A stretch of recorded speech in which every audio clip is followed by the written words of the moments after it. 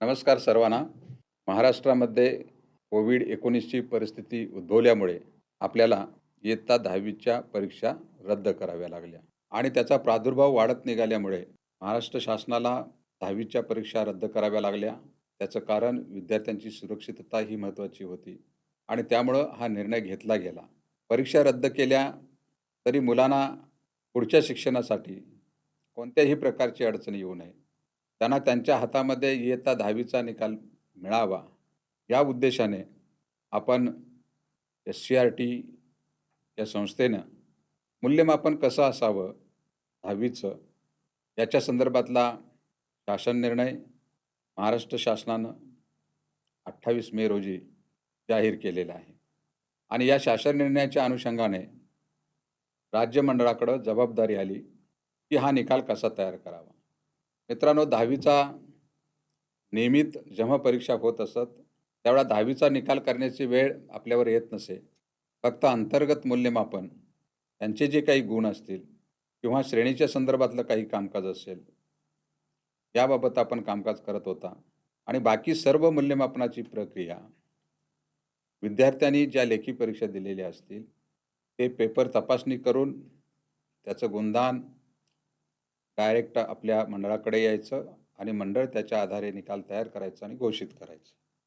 पण अशा प्रकारची नेहमीप्रमाणे परीक्षा झालेली नसल्यामुळे मूल्यमापनासाठी वेगळ्या प्रकारची प्रक्रिया आपल्याला करावी लागली आणि तशा प्रकारचा शासन निर्णयही जाहीर केलेला आहे. या शासन निर्णयाचं अवलोकन केल्यानंतर आपल्याला निश्चितपणे काही गोष्टींचं ज्ञान झालंही असेल.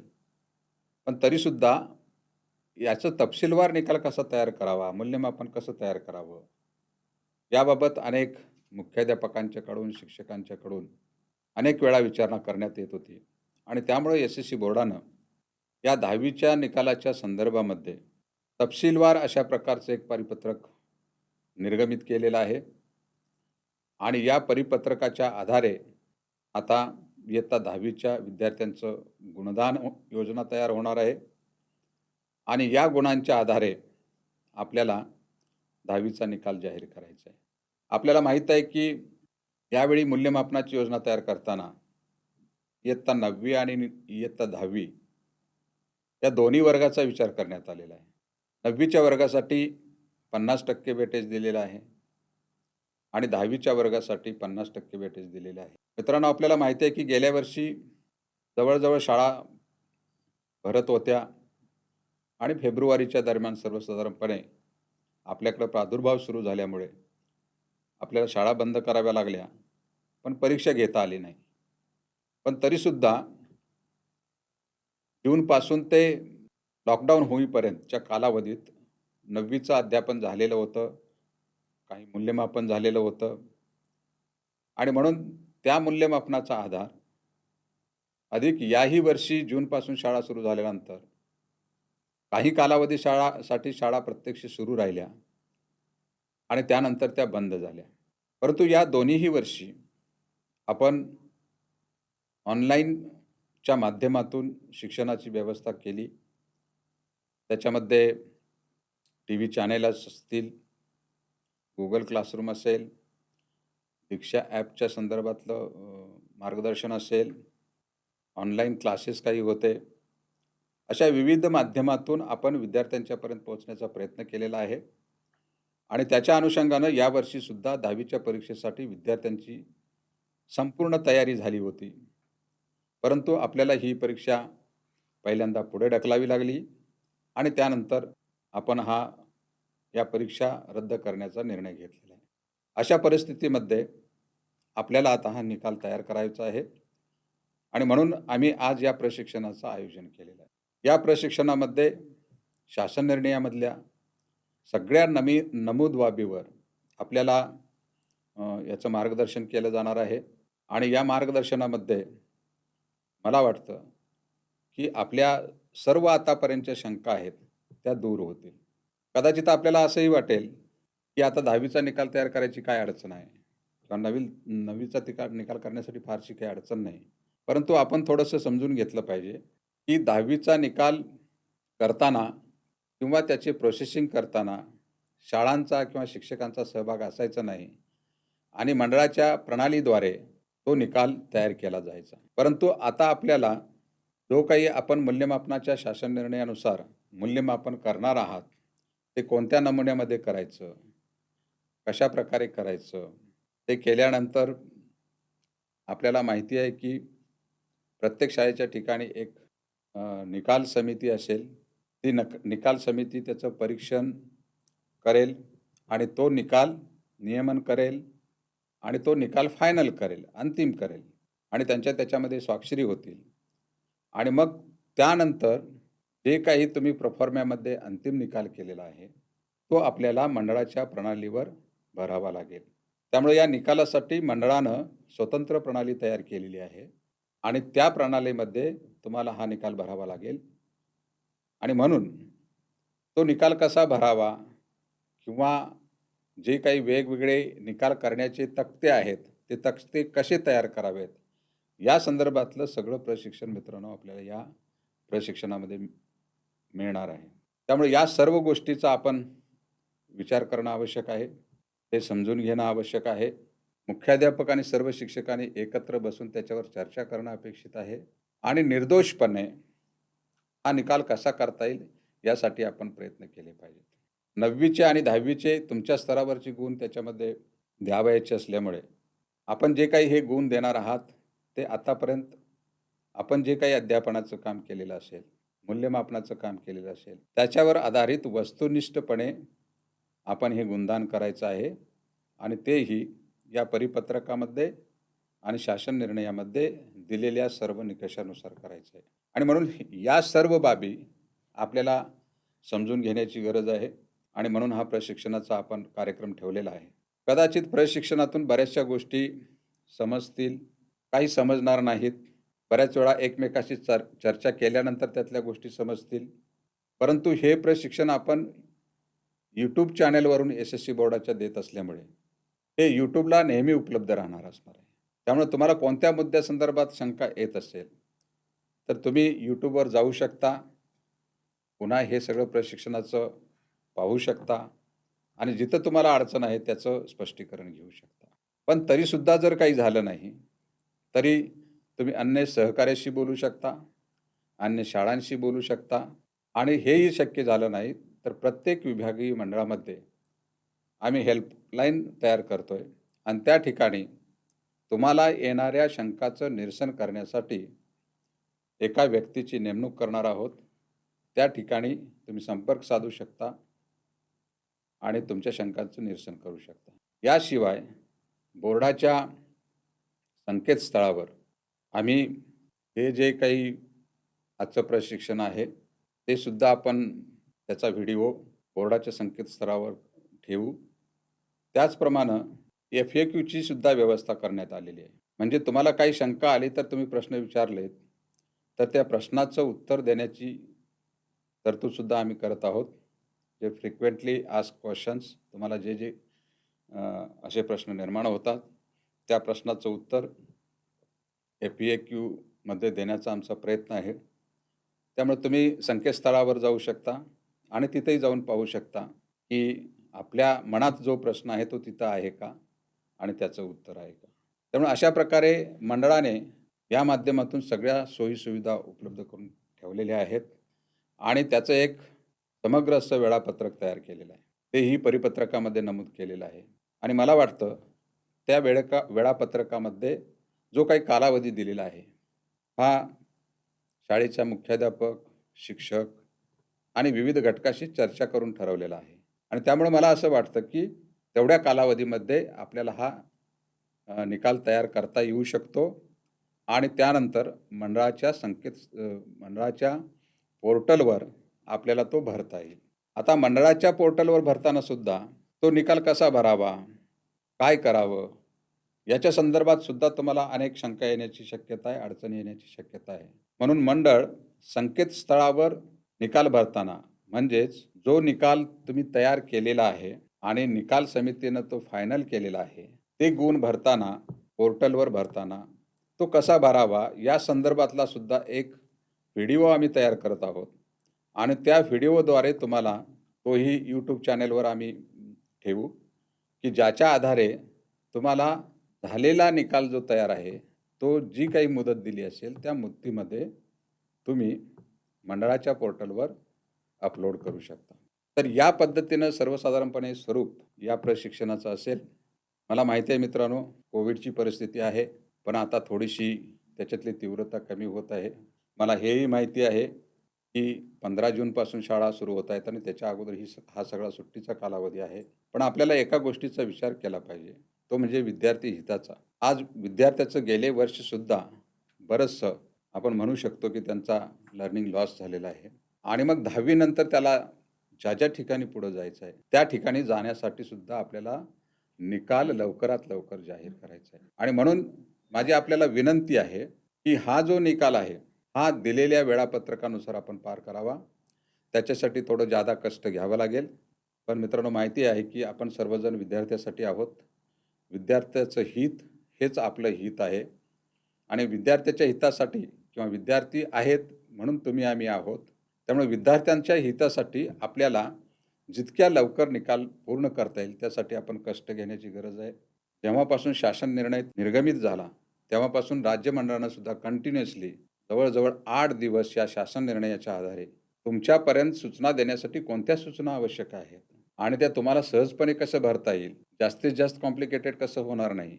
याचं कारण असं, आपल्याकडे नियमित विद्यार्थी आहेत, रिपीटर विद्यार्थी आहेत, खाजगी विद्यार्थी आहेत, तुरळक विषय घेऊन बसणारे विद्यार्थी आहेत, दिव्यांग विद्यार्थी आहेत आणि या प्रत्येकाच्या बाबतची मूल्यमापनाची पद्धती वेगवेगळी आहे. या सर्व बाबीचा विचार करून आम्ही निकष ठरवलेले आहेत, प्रपत्र ठरवलेली आहेत आणि ती आवश्यक अशी आहेत. त्यामुळं ही प्रपत्र आपण निकालाची व्यवस्थित भरली, अचूकपणे भरली, तर मला वाटतं की विद्यार्थ्यांना आपण योग्य प्रकारचा न्याय देऊ शकू आणि जितक्या लवकर आपण या वेळापत्रकानुसार जर आपण त्याची पूर्तता केली, तर निकालसुद्धा लवकरात लवकर जाहीर करण्यासाठी मंडळाला ते शक्य होईल आणि त्यासाठी आपण सहकार्य करावं. आपण आपल्याला येणाऱ्या अडचणीसाठी मंडळ सदैव तयार आहे. तेव्हा ज्या काही अडचणी येत असतील, त्या हेल्पलाईनद्वारे आपल्या सोडवल्या जातील, FAQद्वारे आपल्याला सोडवल्या जातील आणि म्हणून आपल्याला इतक्या कालावधीमध्ये, विशेषतः कोविडच्या कालावधीमध्ये अनेक संकटांना सामोरं जावं लागलं असलं तरी शासनानं आणि मंडळानं विद्यार्थ्याच्या हिताच्या दृष्टीनं या मूल्यमापनाचा निर्णय घेतला आणि त्याच्या आधारे विद्यार्थ्याच्या हातामध्ये 10वी नंतरचं मार्कलिस्ट आणि सर्टिफिकेट मिळणार आहे. म्हणून आपण दिलेली वेळापत्रकाची मर्यादा पाळावी आणि आम्हाला सहकार्य करावं, अशा प्रकारचं निवेदन मंडळामार्फत अध्यक्ष या नात्याने मी आपल्याला करतो आणि तशा प्रकारचं सहकार्य आपण द्याल अशी आशा बाळगतो. धन्यवाद. नमस्कार, मी महेंद्र गणपुले. महाराष्ट्र राज्य माध्यमिक व उच्च माध्यमिक शिक्षण मंडळ पुणे यांच्या वतीनं महाराष्ट्रातील सर्व मुख्याध्यापक आणि शिक्षक यांना या माध्यमातून सुधारित मूल्यमापन पद्धती आणि प्रत्यक्ष कामकाज कसं करायचं याच्या संदर्भातल्या सूचना देण्यात येत आहेत. आपल्या सर्वांना माहिती आहे की 28 मेच्या शासन निर्णयानुसार सुधारित मूल्यमापन पद्धती आपणापर्यंत पोहोचवलेली आहे आणि त्यानुसार प्रत्यक्ष कार्यवाही कशी करायची त्याच्या संदर्भातील एक अधिकृत परिपत्रक राज्य मंडळानं प्रसिद्ध केलेलं आहे. त्याचबरोबर त्याच्यासाठी आवश्यक ज्या काही परिशिष्टांची गरज होती ती सर्व परिशिष्ट देखील आपल्यापर्यंत पोहोचवण्यात आलेली आहेत. यापूर्वीच आपल्याला सूचना दिलेली की ही सर्व परिशिष्ट प्रिंटआउटच्या स्वरूपातून आपल्यासमोर असतील आणि त्याच्या माध्यमातून आपण प्रत्यक्ष कामकाज समजून घेणार आहोत.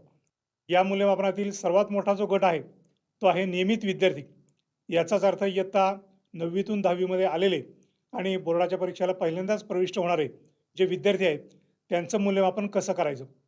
या मूल्यमापनामधला सगळ्यात पहिला मुद्दा आहे तो आहे याचा पॅटर्न. तो पॅटर्न आहे 50 अधिक 30 अधिक 20 या पद्धतीने आपण मूल्यमापन करणार आहोत. 50 गुण हे त्याच्या गतवर्षीच्या 9वीच्या वार्षिक निकालाच्या आधारे आपण घेणार आहोत. 30 गुण हे यावर्षीच्या 10वीच्या लेखी मूल्यमापनाच्या आधारे घेणार आहोत आणि 20 गुण हे प्रचलित अंतर्गत मूल्यमापन जी पद्धती आहे त्या पद्धतीनुसार आपण घेणार आहोत. या पद्धतीने हे सर्व कामकाज करत असताना प्रत्यक्ष गुणतक्ते कसे भरायचे याची माहिती आपल्याला नंतरच्या टप्प्यामध्ये दिली जाईल. परंतु काही महत्त्वाच्या ज्या सूचना आहेत त्या आपण पहिल्यांदा समजून घेऊयात. ही सर्व कार्यवाही आपल्याला नियमित विद्यार्थ्यांसाठी कशी करायची आहे ते आपण हे पहिल्यांदा समजून घेऊयात. यामध्ये इयत्ता 9वीचा जो निकाल आहे तो निकाल आपल्यासमोर असेल. या निकालामध्ये आपल्याला प्रत्येक विद्यार्थ्याचे विषयाने जे गुण मिळालेले आहेत त्या विषयांचं योग्य त्या पद्धतीनं वर्गीकरण तयार करणं आवश्यक आहे आणि ते वर्गीकरण कसं करायचं ते आपण उदाहरणांच्या मदतीने बघणार आहोत. त्यातला सगळ्यात महत्त्वाचा जो मुद्दा आहे तो मुद्दा या ठिकाणी मी स्पष्ट करतोय. ते म्हणजे आपल्याला 9वीचं जे मूल्यमापन झालेलं आहे प्रत्येक विषयाचं 3 भाषा, गणित, विज्ञान, समाजशास्त्र किंवा ज्या ठिकाणी संयुक्त असेल त्या ठिकाणी 50+50 2 भाषांचं. अशा पद्धतीने 100 मार्कांचं परिपूर्ण मूल्यमापन आपल्या शालेय स्तरावरती निकाल पत्रकामध्ये नोंद आहे. याचाच आधार घेऊन परंतु काही तांत्रिक बाबींच्या कारणासाठी त्याच्यामध्ये योग्य तो बदल करून किंवा सुधारित त्याच्याच आधारे डाटा तयार करून आपल्याला हे प्रत्यक्ष काम करायचं आहे. त्याच्यासाठी सगळ्यात महत्त्वाची जी सूचना आहे ती सूचना आपल्या सर्वांच्या माहितीसाठी आहे. 9वीला प्राप्त जे गुण आहेत हे प्राप्त गुण आपल्याला ऑनलाईन भरताना जसेच्या तसे भरायचे आहेत. त्याचं राज्यमंडळ पातळीवरती 50 मध्ये रूपांतर करण्याची व्यवस्था केलेली आहे. त्यामुळे 50 मध्ये रूपांतर करण्याची कुठलीही प्रक्रिया आपल्याला करायची नाही. ज्या ठिकाणी रूपांतराची प्रक्रिया करण्याची गरज पडणार आहे त्याच्याबद्दल मी एक उल्लेख करतो आहे.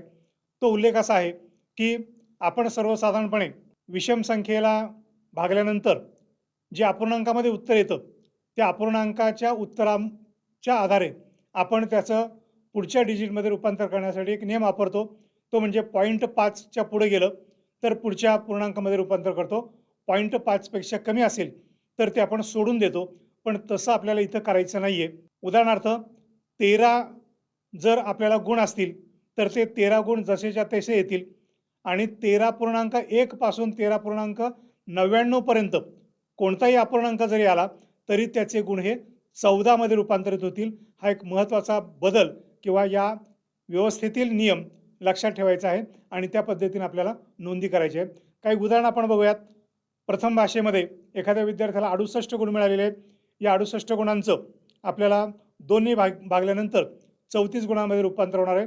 हा साधा विषय आहे. दुसऱ्या एका भाषेमध्ये 77 गुण मिळालेले आहेत. 77 भागिले 2 38.5 येणार आहेत. या 38.5चं पूर्णांकामध्ये रूपांतर केलं तर ते 39 मध्ये होणार आहे. अतिशय नेहमीच्या पद्धतीने आपण 2नी भाग दिल्यानंतर येणारी किंमत आपल्याला नोंदवायची आहे. अशाच पद्धतीनं संयुक्त भाषांच्या बाबतीमध्ये 50-50 मार्कांपैकी जे प्राप्त गुण आहेत त्याचं 2नी भागल्यानंतर जे येणाऱ्या किमती आहेत त्या किमती त्या पद्धतीनं आपल्याला नोंद करायच्या आहेत. याच्यामध्ये फारशी कोणतीही पूर्णांकामध्ये अपूर्णांकाची राऊंडअप करण्याची परिस्थिती निर्माण होणार नाही. हीच पद्धत गणित, विज्ञान, तंत्रज्ञान, सामाजिक शास्त्रे आणि दिव्यांग जे विद्यार्थी आहेत त्यांच्यासाठी लागू असणाऱ्या विषयांसाठी आपल्याला वापरायची आहे. त्यानंतर NSQF मध्ये हिंदी आणि सामाजिक शास्त्रे या विषयांचा पर्याय घेऊन काही विद्यार्थी या परीक्षेला प्रविष्ट होतात. त्यांच्यासाठी सुद्धा 100 गुणांची परीक्षा आहे. त्याच्यामध्ये प्राप्त गुण 82 आहेत. त्याला 2नी भागल्यानंतर 81 येणार आहे. 67 गुण असतील तर त्याला 2नं भागल्यानंतर 33.5 येईल. त्याचं रूपांतर 34 मध्ये होणार आहे. नेहमीच्या आपल्या 0.5च्या पद्धतीनं पुढच्या डिजिटमध्ये आपण त्याचं रूपांतर करणार आहोत. सवलतीच्या गुणांसह जे उत्तीर्ण होणारे विद्यार्थी त्यांच्यासाठी अतिशय महत्त्वाचा मुद्दा आहे. हा सवलतीच्या गुणांचा यापूर्वीचा 9वीच्या निकालाचा आपण संदर्भ घेणार आहोत. त्यावेळी 9वीचे गुण विचारात घेताना त्याचे प्राप्त गुण उत्तीर्ण होण्याच्या मर्यादेपेक्षा कमी असतील तर त्या परिस्थितीमध्ये आपण त्याला मंडळ नियमावलीच्या आधारे जी मर्यादा आहे त्या मर्यादेपर्यंत ग्रेस मार्क सवलतीचे गुण देतो. आपण या निकालाचा विचार करत असताना त्याचे प्राप्त गुण उदाहरणार्थ 27 आणि त्या 27 मध्ये आपण 7 गुणांची त्याला सवलत दिलेली आहे. एकूण गुण 35 झाले.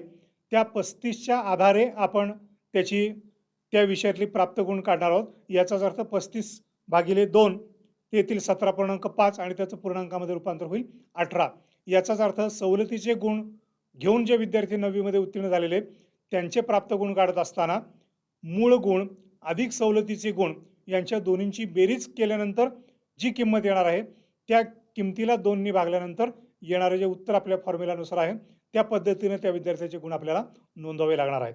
याच पद्धतीने 50-50 मार्काचे 2 पेपर असतील तर त्या ठिकाणी सुद्धा त्याचे 13 मार्क एका विषयाचे आहेत, 12 मार्क दुसऱ्या विषयाचे आहेत आणि 10 गुण ग्रेस मार्काचे आहेत. तर या केसमध्ये सुद्धा त्या 13 गुणांमध्ये 5 गुण ग्रेसचे मिळवले, त्याचे झाले 18. आणि दुसरा जो हा विषय आहे त्याच्यामध्ये ग्रेस गुण जे मिळालेले आहेत ते त्याच्यामध्ये मिसळायचे आहेत. म्हणजे ग्रेस गुण न वगळता आपल्याला या गुणांची नोंद करायची आहे. हा एक अत्यंत महत्त्वाचा मुद्दा या संदर्भामध्ये आपल्याला लक्षात ठेवणं महत्त्वाचं आहे. हाच नियम आहे ग्रुप पासिंगच्या बाबतीमध्ये. आपल्याला माहिती आहे गणित आणि विज्ञान यांच्या एकूण बेरजेमध्ये प्राप्त गुण जे आहेत ते 52 गुण पूर्वीच्या पद्धतीनुसार होते. आताच्या नियमानुसार 35 गुण. हे 35 गुण जर त्या विद्यार्थ्याला ग्रेस गुणांसहित मिळाले असतील तर त्या ग्रेस गुणांसहित त्याची बेरीज करायची आहे आणि त्याला 2ने भागल्यानंतर येणारी किंमत ही त्याच्या प्राप्त गुणांसाठी गृहीत धरायची आहे. भाषा विषयांचा एकत्रितचा नियम आणि गणित विज्ञानचा एकत्रितचा नियम म्हणजे 3 भाषांचा 3 भाषा मिळून 300 पैकी 105 गुण त्याच्यासाठी सुद्धा दिलेले सवलतीचे गुण त्याच्या बेरजेमध्ये धरायचे आहेत.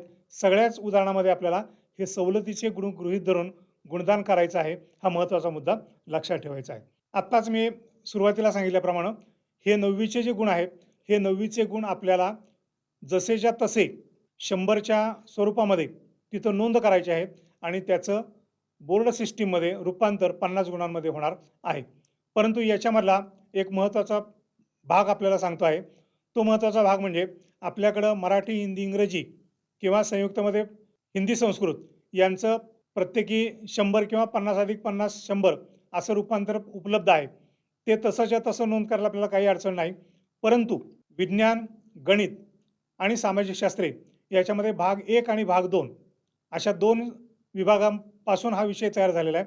याचं मात्र गुणदान करत असताना मागच्या वर्षीच्या 9वीच्या निकालाचं वैशिष्ट्य असं आहे की प्रथम सत्राचे 100 गुण, द्वितीय सत्राचे फक्त अंतर्गतचे 20 गुण आणि त्या 120चं रूपांतर आपण 200 मध्ये केलं होतं आणि त्याचं पुन्हा भागिले 2 करून 100 मध्ये रूपांतर केलं होतं.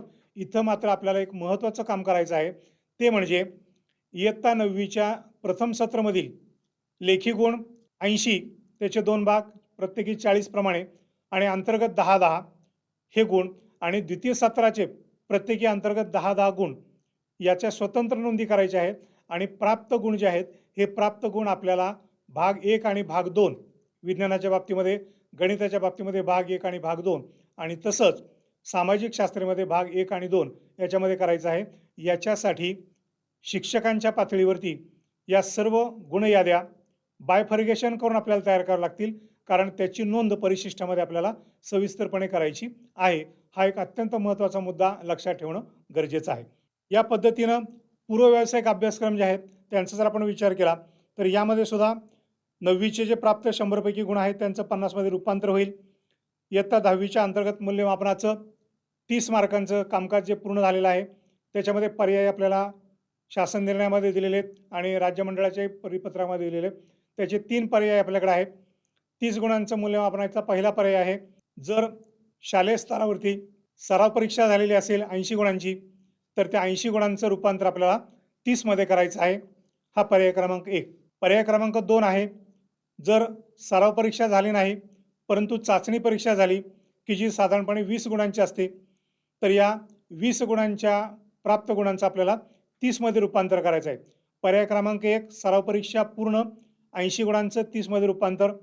पर्याय क्रमांक 2 चाचणी परीक्षा 20 गुण या 20 गुणांचं 30 मध्ये रूपांतर आणि पर्याय क्रमांक 3 किंवा क याच्यामध्ये जर कोणत्याही कारणास्तव सराव परीक्षा झालेली नसेल, चाचणी परीक्षा झालेली नसेल किंवा परीक्षा आयोजनामध्ये विद्यार्थी अनुपस्थित असेल, विद्यार्थी सहभागी झालेला नसेल तर अशा विद्यार्थ्यांना परिपत्रकामध्ये उल्लेख केल्याप्रमाणे गृहकार्य, स्वाध्याय, MCQ जे आपल्याला वेगवेगळे मूल्यमापनाचे तंत्र सांगितलेले आहेत त्या तंत्रांच्या माध्यमातून हे मूल्यमापन त्या विद्यार्थ्यांचं ऑनलाईन किंवा ऑफलाईन पद्धतीनं पूर्ण करून घ्यायचं आहे आणि त्या 30 गुणांची नोंद आपल्याला परिशिष्टामध्ये करायची आहे. आणि शेवटचा भाग आहे अंतर्गत मूल्यमापन. अंतर्गत मूल्यमापनासंदर्भामध्ये जी आपली प्रचलित पद्धती आहे या प्रचलित पद्धतीमध्ये काही सुधारित सूचना आपल्याला मार्च महिन्यामध्ये 25 मार्चच्या परिपत्रकामध्ये दिलेल्या आहेत.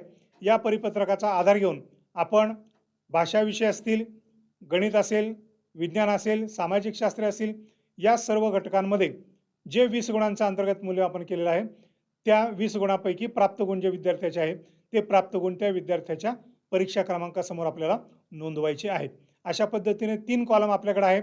9वीचे प्राप्त 100 गुण आपण भरायचे आहेत. त्याचं रूपांतर 50 मध्ये मंडळ स्तरावरती होईल. दुसरा भाग आहे 30 गुण लेखी, त्याची नोंद आपल्याला या ठिकाणी करायची आहे. आणि शेवट अंतर्गत मूल्यमापन 20 गुण. अशा पद्धतीनं 50 अधिक 30 अधिक 20 एकूण 100 गुणांचं प्रत्येक विषयाचं मूल्यमापन या ठिकाणी होईल. त्याचबरोबर आपले जे श्रेणी विषय आहेत, या 3 श्रेणी विषय याच्यामधील 2 श्रेणी विषय कंपल्सरी आहेत आणि एक ऑप्शनल आहे. अशा पद्धतीने या 3 श्रेणी विषयांचं जे काही आपलं प्रचलित पद्धतीने मूल्यमापन आहे, त्या प्रचलित पद्धतीने मूल्यमापनाच्या प्राप्त श्रेणी या आपल्याला परिशिष्टामध्ये नोंद करायच्या आहेत. अशा पद्धतीनं ही सर्व मूल्यमापन पद्धती आपल्या डोळ्यासमोर जर आपण ठेवली, तर सर्व विषयांच्या बाबतीमध्ये आपण जे काम पूर्ण आहे त्याचं रूपांतरण, जे काम पूर्ण नाही त्याचं ऑनलाईन किंवा ऑफलाईन पद्धतीनं पूर्तता करून घेणे आणि अशा पद्धतीनं कुठलाही विद्यार्थी मूल्यमापन प्रक्रियेपासून वंचित न राहता त्याचं मूल्यमापन परिपूर्ण करणं ही जबाबदारी आणि त्याचा आपल्याला मार्गदर्शन शासन निर्णय आणि राज्य मंडळाच्या परिपत्रकातून केलेला आहे. त्या पद्धतीने ही सर्व मूल्यमापन करायचं आहे. आता मगाशीचा उल्लेख केल्याप्रमाणे पर्याय अ पूर्ण आहे सराव परीक्षेचा किंवा पर्याय ब चाचणी परीक्षेचा. हा जर पर्याय त्यांचा पूर्ण झालेला असेल तर क या गटाकडे जाण्याची आवश्यकता नाही. ज्यांचा पर्याय क्रमांक 1, पर्याय क्रमांक 2 पूर्ण नाही त्यांनीच पर्याय क्रमांक क म्हणजे त्यांच्याकडून या वेगवेगळ्या साधनतंत्र, सराव, चाचणी, स्वाध्याय, गृहकार्य, प्रकल्प याच्या माध्यमातून कामकाज पूर्ण करून घेणं, अशा पद्धतीनं ही कार्यपद्धती आपल्याला पूर्ण करायची आहे.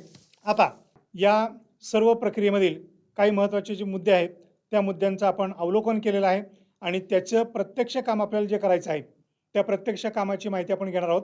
एकूण नियमित विद्यार्थ्यांमध्ये 5 प्रकारच्या व्हरायटी असतील असं आपण म्हणूयात. पहिला प्रकार आहे 3ही भाषा 100 गुणांच्या असणारा. दुसरा प्रकार आहे संयुक्त म्हणजेच 50-50 गुणांच्या 2 भाषांचा. त्यानंतर तिसरा पर्याय आहे हिंदी विषय वगळून NSQFचा विषय घेतलेले.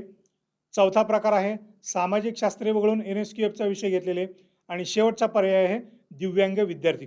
या सर्वांची माहिती आपल्याला ऑनलाईन पद्धतीनं बोर्डाकडे कशी पाठवायची आहे त्याच्या अगोदर आपल्याला तक्ते तयार करावे लागतील. ते तक्ते कसे तयार करायचे आणि नंतर ते आपल्याला या ऑनलाईन सिस्टीममध्ये कसे भरायचे याची माहिती आपण या ठिकाणी घेणार आहोत.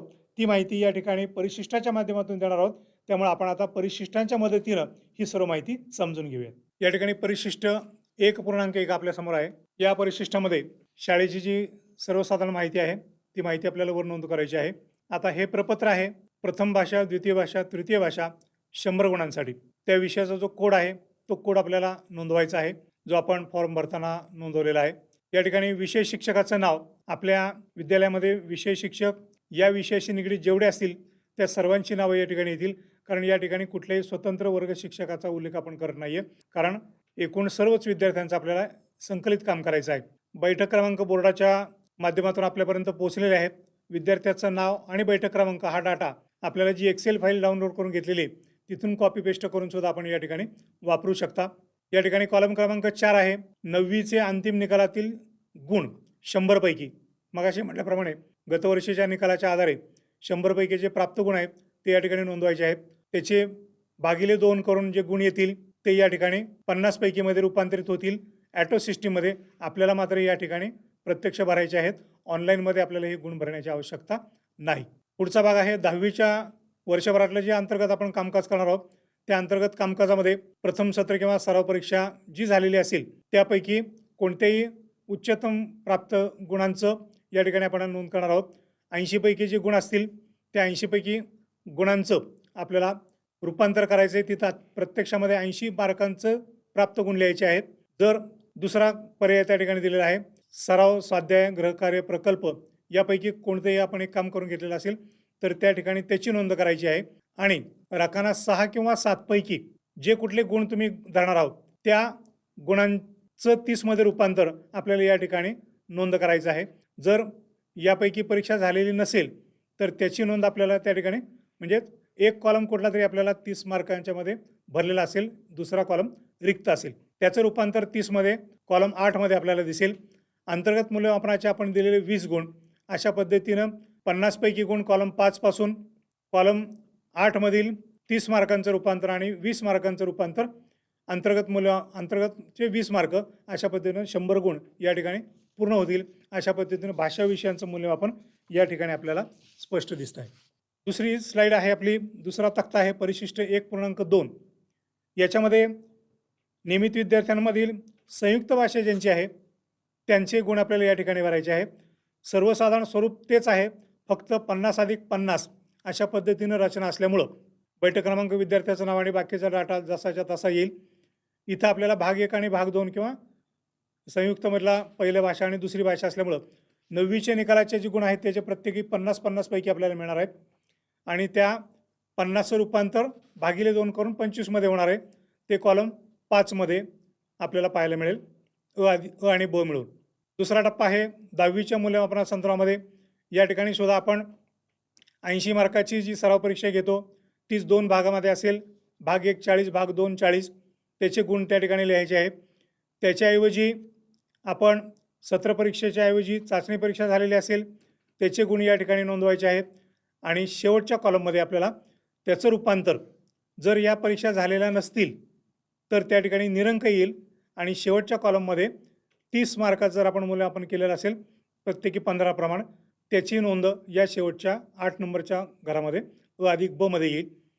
तसंच पुन्हा अंतर्गत मूल्यमापनाचे जो 2 भाग आहेत प्रत्येकी 10 गुणांचे त्याची नोंद या कॉलममध्ये येईल 9 मध्ये अ आणि ब आणि त्याचीच पुन्हा मगाशीच्याच पद्धतीनं 50 गुण कॉलम 5 मधून, 30 गुण कॉलम 8 मधून आणि 20 गुण कॉलम 9 मधून एकत्रित होतील आणि 100 गुणांची एकूणात आपल्याला या शेवटच्या कॉलममध्ये पाहायला मिळेल.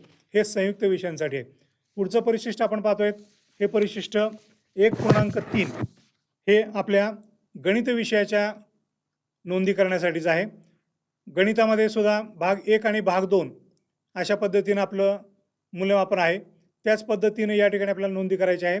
गणिताचे गतवर्षीचे भाग 1 आणि भाग 2चे प्रत्येकी बायफर्गेशन 50 गुण जे प्राप्त मिळालेले आहेत त्याच्या नोंदी करायचे आहे. त्याचे रूपांतर 25मध्ये शेजारच्या कॉलममध्ये येतील. पुढं प्रथम सत्र किंवा सराव परीक्षेचे 80 पैकी परीक्षा घेतली त्याचे भाग 1चे 40, भाग 2चे 40. दुसऱ्या घरामध्ये आहे त्याच्याऐवजी जी परीक्षा आपण आयोजित केली चाचणी परीक्षा तिचे गुण येतील. आणि तिसरा पर्याय आहे आपण वेगळ्या पद्धतीनं गुणदान पद्धती वापरून दोन्हीपैकी कुठलंही जर मूल्यमापन झालेलं नसेल तर त्याचं जे काही 30 गुणांचं आपण भाग 1 आणि भाग 2चं मूल्यमापन केलेलं असेल त्याच्या नोंदी या ठिकाणी 30 पैकीमध्ये येतील. 20 गुण आपल्या अंतर्गत मूल्यमापनाचे आपण दिलेले.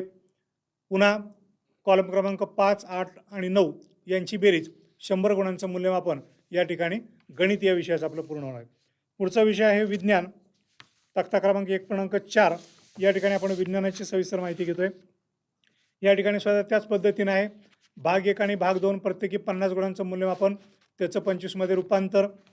त्यानंतर सत्र परीक्षा प्रत्येकी 40 त्याच्याऐवजी चाचणी परीक्षा झालेली असेल तर त्याचे प्राप्त गुण त्याचं रूपांतर पुन्हा प्रत्येकी 15-15 गुणांमध्ये असेल. अंतर्गत मूल्यमापन आपल्या पद्धतीने जे केले त्याचे 20 गुण आणि पुन्हा रचना क्रमांक 5, 8 आणि 9 यांची बेरीज शेवटच्या कॉलममध्ये येईल. अशा पद्धतीनं विज्ञानाचं मूल्यमापन हे परिशिष्ट 1.4 मध्ये आपण केलं. परिशिष्ट 1.5 हा आहे दिव्यांग नियमित विद्यार्थ्यांसाठी. या दिव्यांग विद्यार्थ्यांमध्ये सुद्धा अशाच पद्धतीनं 2 विषय निवडले जातील.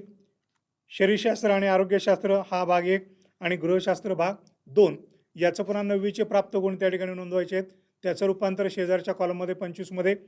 पुन्हा यावर्षीच्या झालेल्या मूल्यमापनातील 30 गुण सराव चाचणीमधले 30 गुण दोन्हींपैकी एक झालेलं असेल ते त्याचं रूपांतर पुन्हा शेवटच्या पुढच्या कॉलममध्ये 5 गुणांमध्ये रूपांतर करायचं आहे.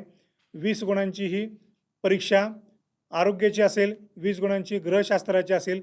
या ठिकाणी गुणदान योजना वेगळ्या पद्धतीची आहे. वरच्या बाजूला आपण दिलेलं आहे 30+30+20+20 अशा पद्धतीने याची गुणदान योजना आहे आणि त्या नोंदींची एकत्रित बेरीज शेवटच्या कॉलममध्ये आपल्याला पाहायला मिळेल.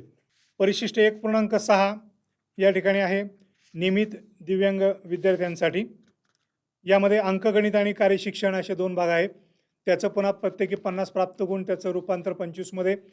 पुन्हा प्रथम सत्र परीक्षेचे 50 गुण प्रत्येकी किंवा चाचणी परीक्षेचे 50 गुण आणि आपण केलेल्या मूल्यमापनानुसार पुढच्या कॉलममध्ये त्याचं 25मध्ये रूपांतर. अशा पद्धतीनं कॉलम 5 आणि 8 या दोन्हींचं 50+50 एकूण 100 गुणांमध्ये रूपांतर झालेलं आपल्याला दिसेल. परिशिष्ट 1.7 नियमित दिव्यांग विद्यार्थ्यांसाठी आहे. हे ब्रॉडशीट आहे. हे काम करत असताना आपल्याला सविस्तर यादी, त्या विद्यार्थ्याच्या 9वीच्या अंतिम निकालातले 100 गुण, त्याचं रूपांतर, पुन्हा 10वीच्या मूल्यमापनामध्ये लेखी परीक्षा आणि या दोन्हींची 5+8 ची बेरीज आपल्याला संकलित तक्त्यामध्ये द्यायची आहे. त्या त्या विषयांचे हेडिंग कोड आपल्याला दिलेले आहेत. त्या हेडिंग कोडच्या आधारे आपल्याला त्या त्या विषयाचं मूल्यमापन करायचं आहे.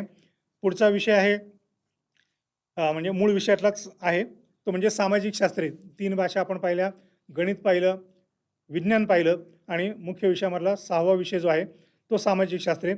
यामध्ये 50+50चं मूल्यमापन आपल्याकडे आहे. परिशिष्ट 1.8 मध्ये आपल्याला त्याची सविस्तर माहिती आहे. इतिहास 50 गुण, भूगोल 50 गुण, 9वीचे प्राप्त, त्याचं रूपांतर 25मध्ये होईल. त्यानंतर आपण लेखी परीक्षा जी यावर्षी घेतली, सराव परीक्षा 40+40, तिचं रूपांतर 30मध्ये करायचे. चाचणी परीक्षा घेतलेली असेल त्या चाचणीचं रूपांतर 30मध्ये करायचं आहे. आणि 6वा आणि 7व्या कॉलममध्ये आपल्याला प्रत्येकी 15-15 गुणांचा तपशील लिहायचा आहे. 20 मार्काचा अंतर्गत मूल्यमापन आहे. पुन्हा रकाना 5, 8 आणि 9 यांची बेरीज त्या ठिकाणी आपल्याला पाहायला मिळेल. NSQFच्या संदर्भात जे विद्यार्थी आहेत त्यांच्यासाठी 80+50+20 अशा पद्धतीनं 150 गुणांची मूल्यमापन योजना आहे. आणि नंतर बोर्डाच्या स्तरावरती या 150चं रूपांतर 100मध्ये करण्यात येणार आहे. याच्यामध्ये 9वीचे 100 गुणांचं 50मध्ये रूपांतर, प्रथम सत्राच्या 80 गुणांचं किंवा प्रकल्प गृहकार्य आपण निवडलेल्या योग्य पर्यायाचं रूपांतर 30मध्ये करायचं आहे. अंतर्गत गुण 20 आहेत आणि प्रात्यक्षिकचे या ठिकाणी 50 गुण आहेत. अशा पद्धतीने एकूण 150 गुणांचं मूल्यमापन होईल.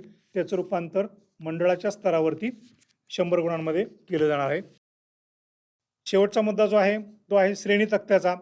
2 कंपल्सरी आणि 1 ऑप्शनल अशा पद्धतीने 3 श्रेणी विषय आपल्याकडे आहेत. त्यांचे कोड नंबर देखील आपल्याला माहिती आहेत. P1 आरोग्य शिक्षणचा आहे, R7 कला रसवासाचा आहे आणि P2 पासून P5 पर्यंत जे आपण शाळेनं मान्यता घेतलेले विषय आहेत त्या प्रत्येक विषयाची त्या विद्यार्थ्याची शालेय स्तरावरती केलेल्या मूल्यमापनाच्या आधारे जी श्रेणी आहे ती श्रेणी लिहायची आहे. जशी वरच्या बाजूला दिलेली आहे तशी, जी प्राप्त श्रेणी ABCD H यापैकी आणि पुढच्यासाठी ABCD पैकी जी श्रेणी प्राप्त आहे तीच श्रेणी आपल्याला त्या ठिकाणी नोंदवायची आहे. अशा पद्धतीनं नियमित विद्यार्थ्यांच्या ज्या काही वेगवेगळ्या व्हरायटी आहेत त्या प्रत्येक विद्यार्थ्याचे गुण आपल्या परिशिष्टामध्ये कसे भरायचे यासंबंधी आपण या ठिकाणी चर्चा केली.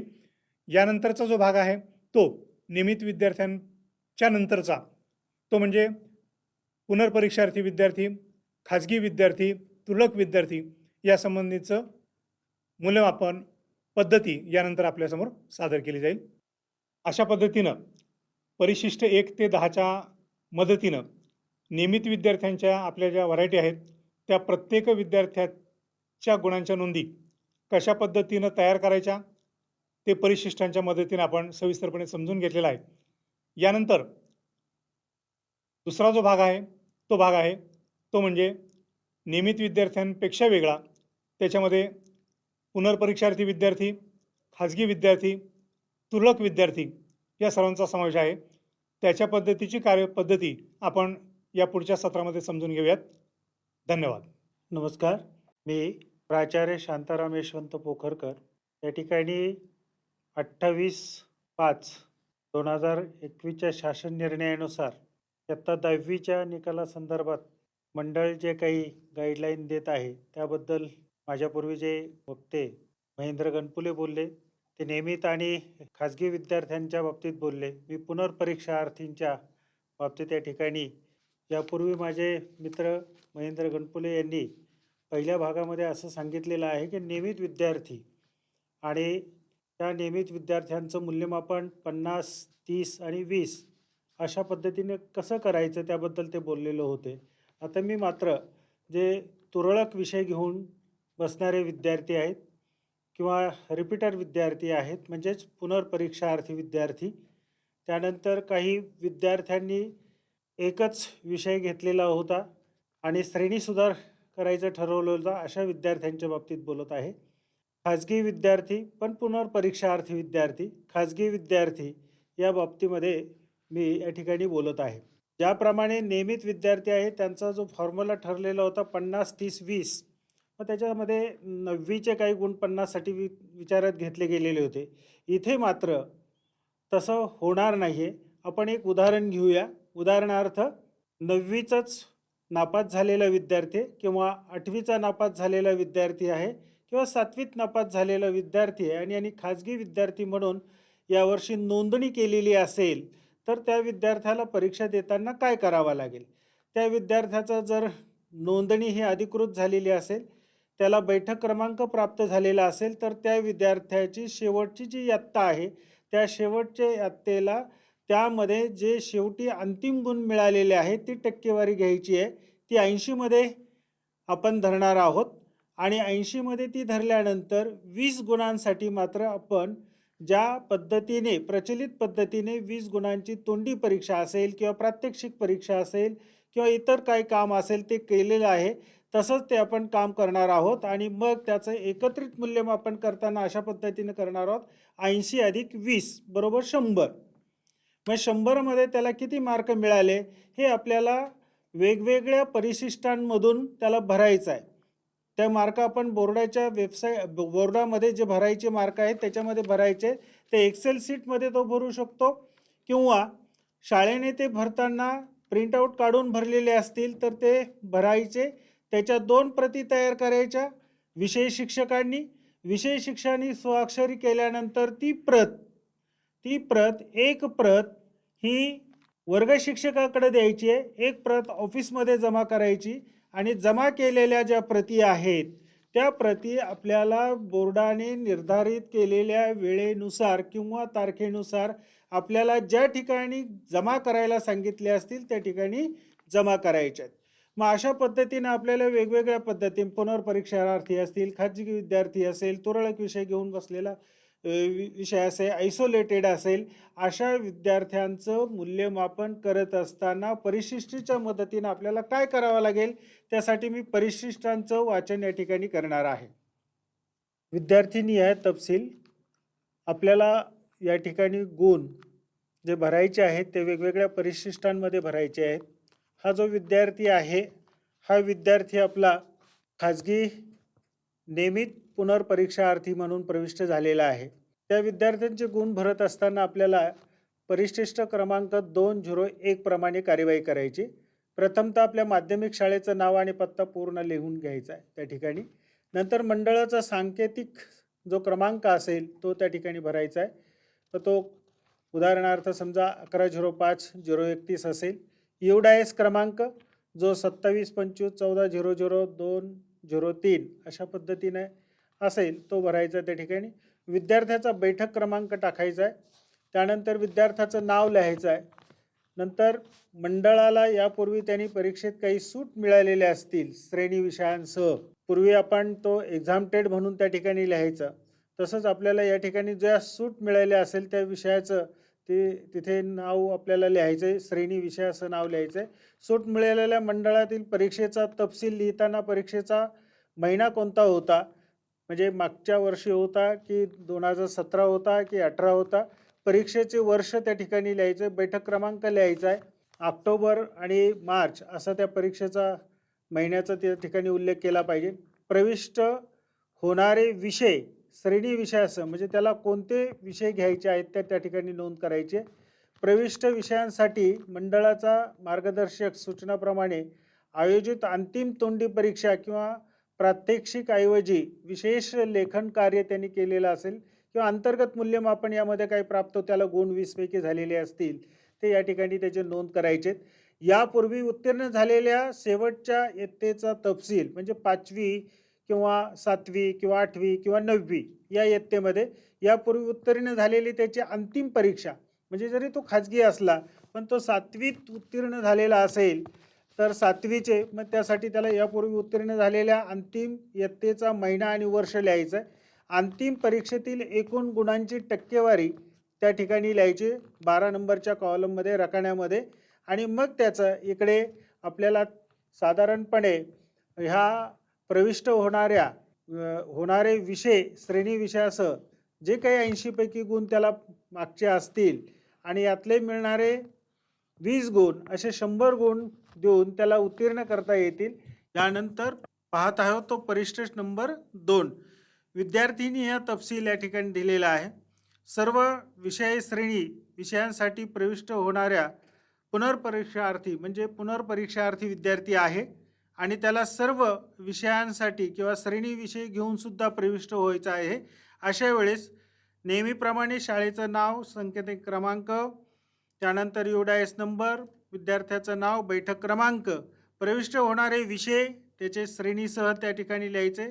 10वीच्या वर्षभरातील त्याचं लेखी मूल्यमापन जे असेल, मग ते सराव चाचणी असतील, स्वाध्याय असेल, गृहकार्य असेल, प्रकल्प यापैकी एक किंवा अधिक बाबींच्या आधारे केलेल्या मूल्यमापनास मग ते 40 किंवा 80 पैकी मंडळाच्या मार्गदर्शन सूचनाप्रमाणे प्रात्यक्षिकाऐवजी त्यांनी काही लेखन कार्य केलं असेल, उदाहरणार्थ विज्ञानामध्ये त्याला करावं लागतं, हे त्याच्या अंतर्गत मूल्यमापन यामध्ये जे काही 20 पैकी गुण प्राप्त होणार आहेत ते हे 20 पैकी प्राप्त होणारे गुण एकतर 20 असतील किंवा 10+10 अशा स्वरूपाचे असतील.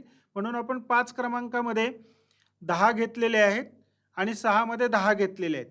पण जर ते एकत्रितच 20 असतील तर 5 मध्ये आपण तिथे फक्त 20 घेणार आहे, मग 6 मध्ये काहीच येणार नाही.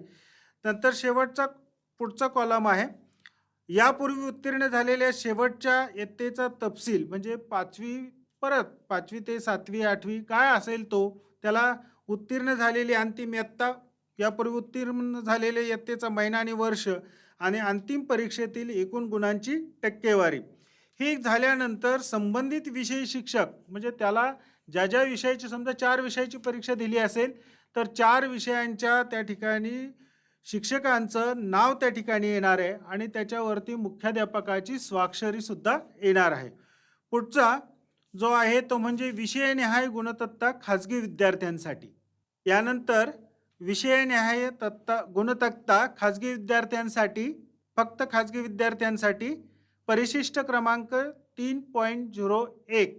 नेहमीप्रमाणे आपल्याला त्या ठिकाणी परिशिष्ट भरताना शाळेचं नाव, पत्ता, मंडळाचा सांकेतिक क्रमांक जो असेल तो, UDIS क्रमांक आपल्या शाळेचा, विषय यामध्ये प्रथम भाषा त्याची जी असेल ती, द्वितीय भाषा, तृतीय भाषा, विषय कोड म्हणजे हा तक्ता 3.01 हा जो तक्ता आहे हा तक्ता आपल्याला तिन्ही भाषांना लागू पडणार आहे. त्यामुळे 3 भाषांसाठी वेगवेगळा भरायचा, आपल्याला एकत्रित भरता येणार नाही. तिथे देताना आपण प्रथम भाषा द्वितीय भाषा तृतीय भाषा एकत्रित एकसारखा असल्यामुळे आपण फक्त दिलेलं आहे. विषय शिक्षकाचं नाव, एक विषय शिक्षक असेल तर 1, 2 असतील तर 2, कारण या ठिकाणी तुकडी असा प्रकार नाही. त्या शाळेतला फक्त शिक्षक, 2 शिक्षक लिहायचे नसतील तर कोणताही एक ज्येष्ठ शिक्षक लिहिला तरी चालेल. बैठक क्रमांक, विद्यार्थ्यांचे नाव, संपर्क केंद्रामार्फत आयोजित सराव चाचण्या ज्या केलेल्या असतील त्या किंवा स्वाध्याय, गृहकार्य, प्रकल्प यापैकी एक किंवा अधिक बाबीसाठी किंवा फक्त एकच त्याचे 80 गुण आणि अंतिम तोंडी परीक्षा 20 गुण. असा रकाना क्रमांक 6 मध्ये 4+5 म्हणजे 100 गुण आणि त्या विद्यार्थ्याला प्राप्त झालेले ते एकूण गुण. पुढच्या 7, 8, 9 मध्ये यापूर्वी उत्तीर्ण झालेले अंतिम इयत्ता, यापूर्वी उत्तीर्ण झालेल्या अंतिम इयत्तेचा महिना व वर्ष आणि अंतिम परीक्षेतील एकूण गुणांची टक्केवारी. यानंतर दुसरं परिशिष्ट आहे 3.2 विषयनिहाय गुणतक्ता खाजगी विद्यार्थ्यांसाठी, भाषा विषय, संयुक्त भाषा विषय. आत्ता आपण पाहिले ते फक्त 100 मार्काची भाषा विषय होता, आता मात्र इथे संयुक्त भाषा आहे. 3.1 प्रमाणे इतर सर्व माहिती भरायची आहे. फक्त रकाना क्रमांक 4 मध्ये ही संयुक्त भाषा असल्यामुळं, 2 भाषा एकत्र असल्यामुळं 4 मध्ये आपल्याला 40+40 आणि तसंच तोंडी परीक्षेमध्ये 5 मध्ये सुद्धा 10+10 ह्या 4 आणि 5 ची बेरीज एकूण 100 पैकी 6 रकान्यामध्ये भरायची आहे. त्यानंतर परिशिष्ट क्रमांक 3.3 नेहमीप्रमाणे शाळेची माहिती, बैठक क्रमांक, विद्यार्थ्याचे नाव. हा 3.3 जो परिशिष्ट आहे हा गणित विषयासाठी आहे, म्हणून गणित भाग 1 साठी 50, गणित भाग 2 साठी 50, एकूण 100 गुण. विषयाचा कोड इथं ऑलरेडी प्रिंट केलेला आहे 71. प्रकरण क्रमांक 4 मध्ये भाग गणित 1 साठी आणि भाग गणित 2 साठी वेगवेगळे 40-40 गुण. अंतर्गत मूल्यमापनासाठी सुद्धा भाग गणित 1 आणि भाग गणित 2 10-10 एकूण 20.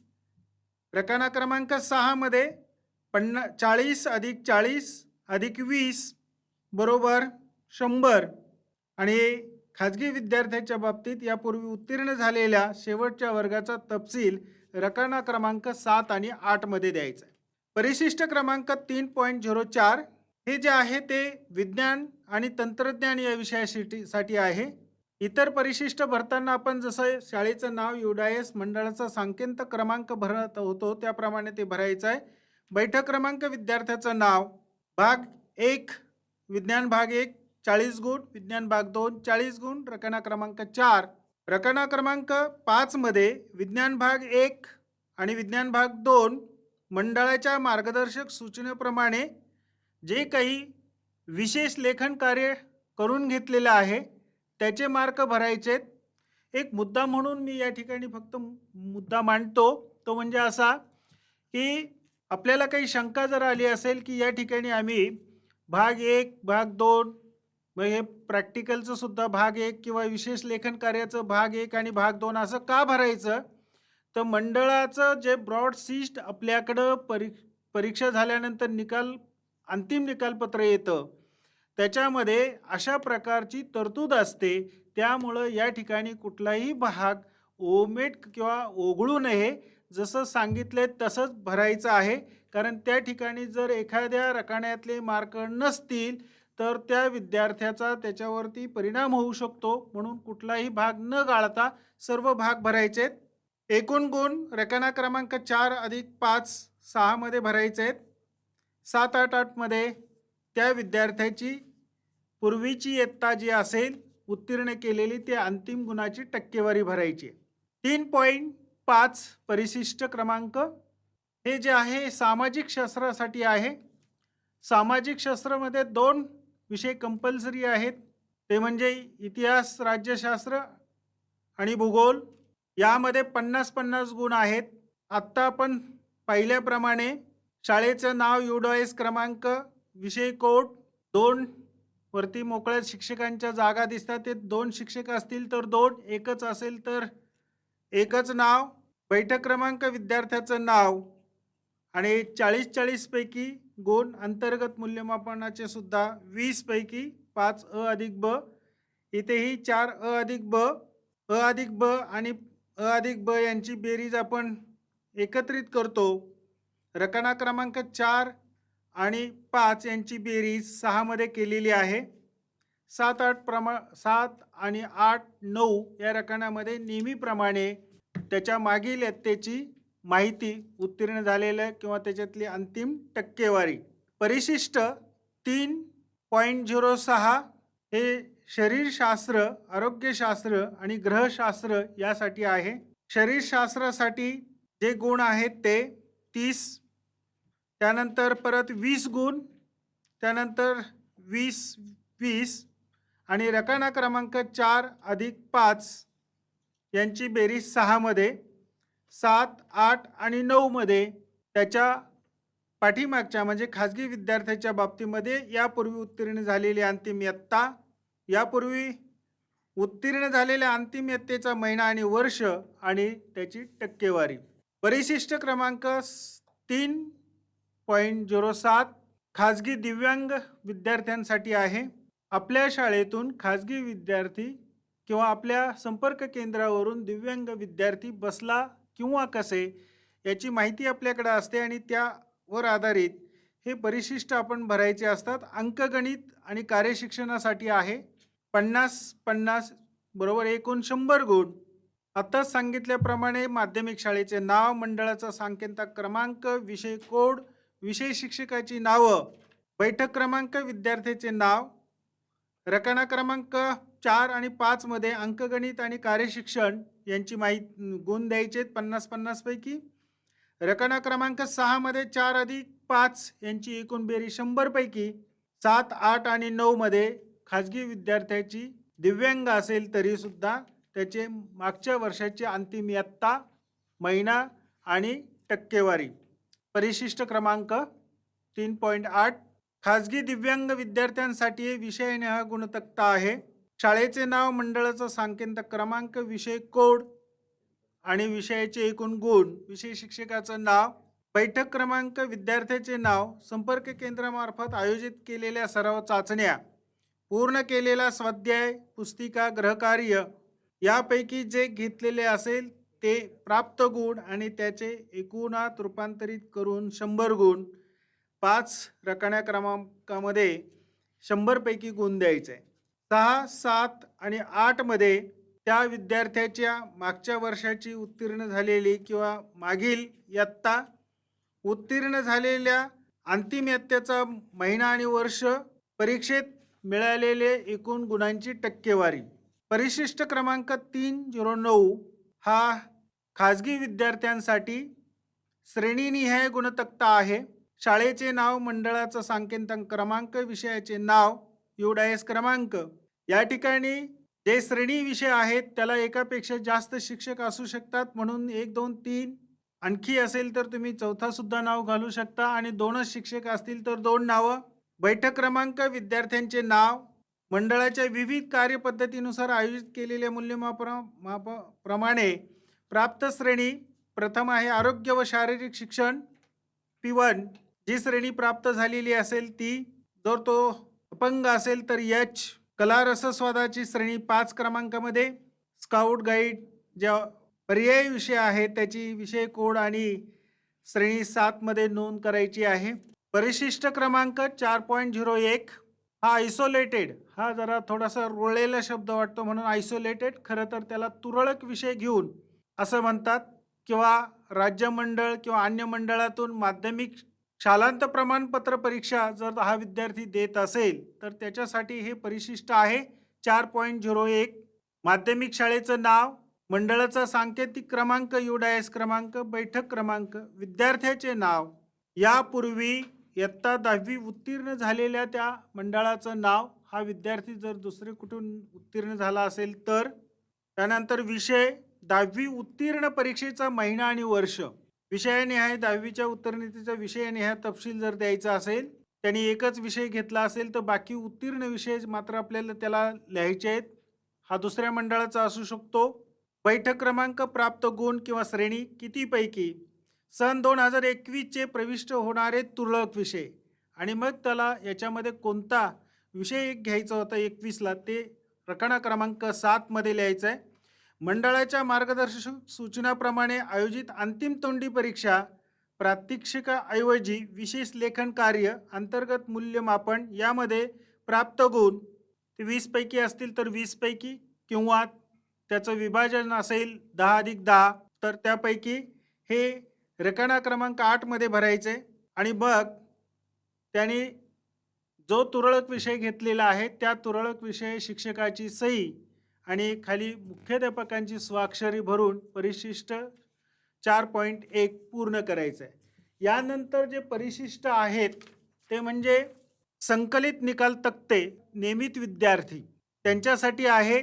ज्याप्रमाणे आपण ह्या विविध परिशिष्टांचा कसा वापर करायचा किंवा कसे ते भरायचे ते पाहिलं, त्याचप्रमाणे नियमित विद्यार्थ्यांचं जे संकलित निकालपत्रक आहे ते आपल्याला R01 ते R05 या परिशिष्टांमध्ये भरायचं आहे. आणि खाजगी विद्यार्थ्यांकरिता P01 ते P04 या परिशिष्टांमध्ये एकत्रित किंवा संकलित निकाल आपल्याला भरायचा आहे. धन्यवाद. नमस्कार मित्रांनो, मी डॉक्टर अशोक भोसले, सचिव, महाराष्ट्र राज्य माध्यमिक आणि उच्च माध्यमिक शिक्षण मंडळ, राज्य मंडळ, पुणे.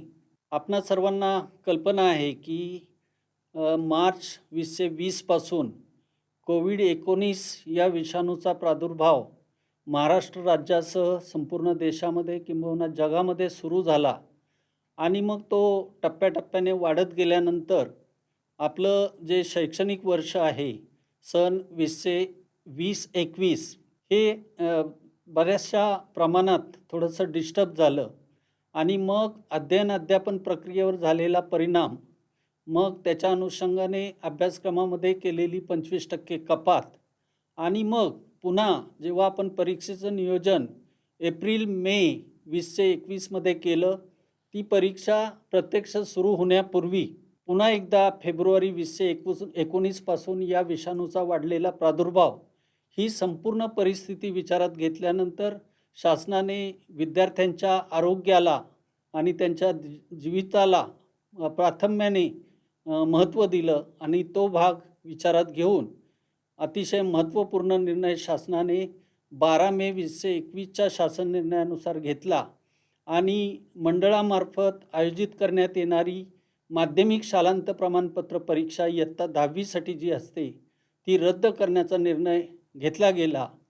परंतु परीक्षा रद्द झाल्यानंतर त्या विद्यार्थ्यांचं पुढच्या प्रवेशाचं धोरण किंवा प्रवेशाची दिशा निश्चित होणं महत्त्वाचं होतं आणि हा भाग विचारात घेऊन या विद्यार्थ्यांचा निकाल लावणं, यांची विषयनिहाय संपादनूक निश्चित करून त्याचं संकलन करणं आणि विद्यार्थ्याच्या संपादनुकीच्या आधारे त्याचा निकाल देणं हा एक अतिशय महत्त्वाचा टप्पा होता.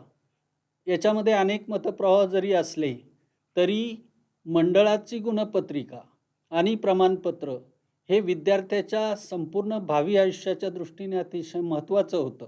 म्हणून शासनाने त्याबाबतही अतिशय सकारात्मक निर्णय घेऊन जी कुठली संपादनूक निश्चित करायची त्या संपादनुकीच्या आधारे मंडळाचं इयत्ता 10वीचं बोर्डाचं गुणपत्रक आणि प्रमाणपत्र द्यायचा निर्णय घेतला आणि मग त्याला दिशा देण्यासाठी 28 मे 2021चा शासन निर्णय शासनाने निर्गमित केला.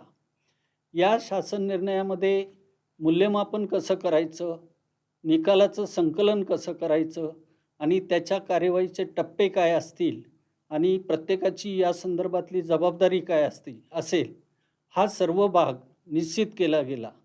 विषयनिहाय गुणदानाची दिशा ठरवणारा हा महत्त्वपूर्ण शासन निर्णय निर्गमित झाल्यानंतर त्याच्या अंमलबजावणीचा विषय होता.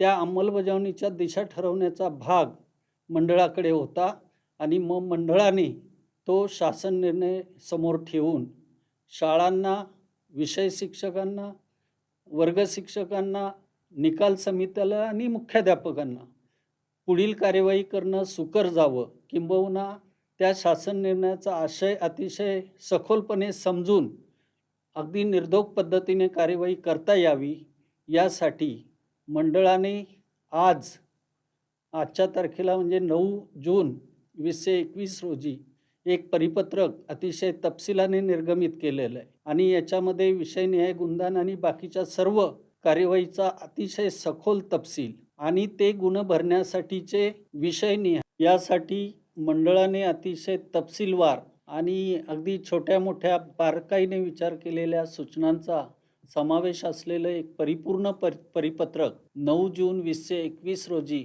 निर्गमित केलेलं आहे. ते परिपत्रक आमच्या विभागीय मंडळांमार्फत निश्चितच आपल्यापर्यंत पोहोचेल, परंतु ते आपल्याकडे तातडीने उपलब्ध होण्यासाठी सदर परिपत्रक मंडळाने 9 जून 2021 रोजीच मंडळाच्या अधिकृत संकेतस्थळावर टाकलेलं आहे. ते आपल्याला निश्चितपणे काही लोकांनी वाचलेलं असेल, सुरुवात केलेली असेल, किंबहुना आता हे प्रशिक्षण संपल्यानंतरही आपण बारकाईने वाचू शकाल.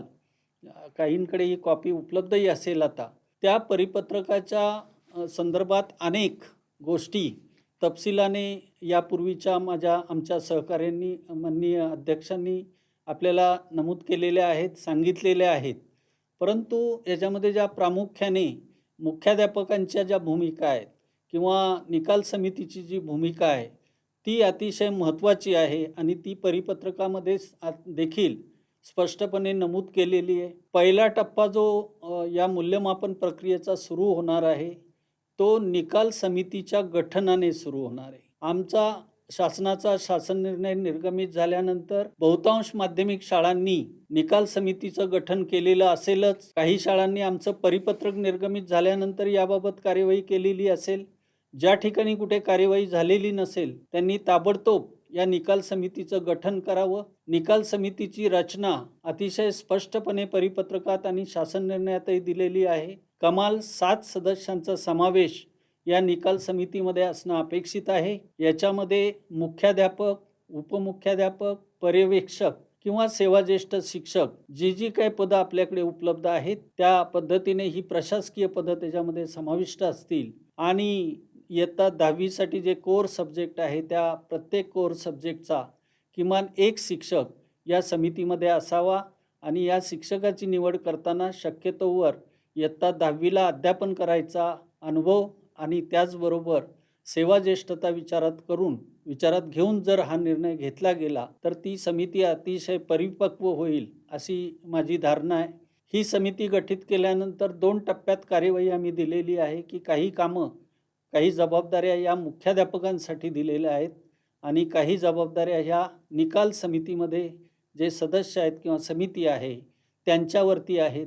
अर्थात मुख्याध्यापक हा दुहेरी भूमिकेमध्ये आहे. मुख्याध्यापक हा जसा शाळेचा प्रमुख आहे तसा तो तिकडे निकाल समितीचाही अध्यक्ष म्हणून कार्य करणार आहेत. त्यामुळे दुहेरी भूमिकेत काम करत असताना दोन्ही वेगवेगळ्या भूमिकांची जबाबदारी अतिशय गांभीर्याने आणि जाणीवपूर्वक आपण समजून घ्यावी आणि त्या पद्धतीने प्रत्येक टप्प्यामध्ये काम करावं. मुख्याध्यापक म्हणून जी भूमिका आहे त्याच्यामध्ये अपेक्षा अशी आहे की हे जे शासन निर्णय आहे 28 मेचा किंवा मंडळाने 9 जून रोजी निर्गमित केलेलं परिपत्रक आहे, या दोघांचं जर अतिशय सखोल असं वाचन आपण विषय शिक्षकांच्या सभेमध्ये केलं आणि त्याच्यावरती जर चर्चा घडवून आणली तर शिक्षकांना या दोन्ही गोष्टींचं आकलन होण्यासाठी ज्या काय अडचणी असतील त्या अडचणींचं निराकरण आपण या चर्चेच्या माध्यमातून करून घेऊ शकता. आणि या सर्व शंकांचं जर का एकदा निरसन झालं तर मग प्रत्येक टप्प्यावर कार्यवाही करायला कुठलीही अडचण येणार नाही असं निश्चितपणे आपण खात्रीने म्हणू शकतो. याचं वाचन करा. नंतर जी विषय शिक्षकांसाठी निर्धारित केलेली परिपत्रक आहेत, वर्ग शिक्षकांसाठी निकाल संकलित करण्यासाठी परिपत्रक आहेत, परिशिष्ट आहेत, त्या सर्व परिशिष्टांचा आशय समजून घ्या. विषयाचा निकाल भरताना त्याच्यात कुठल्या बाबी भरायच्यात याचा तपशील देखील यापूर्वी स्पष्ट केलेला आहे. त्या गोष्टी समजून घ्या आणि त्याप्रमाणे कार्यवाही सुरू करा.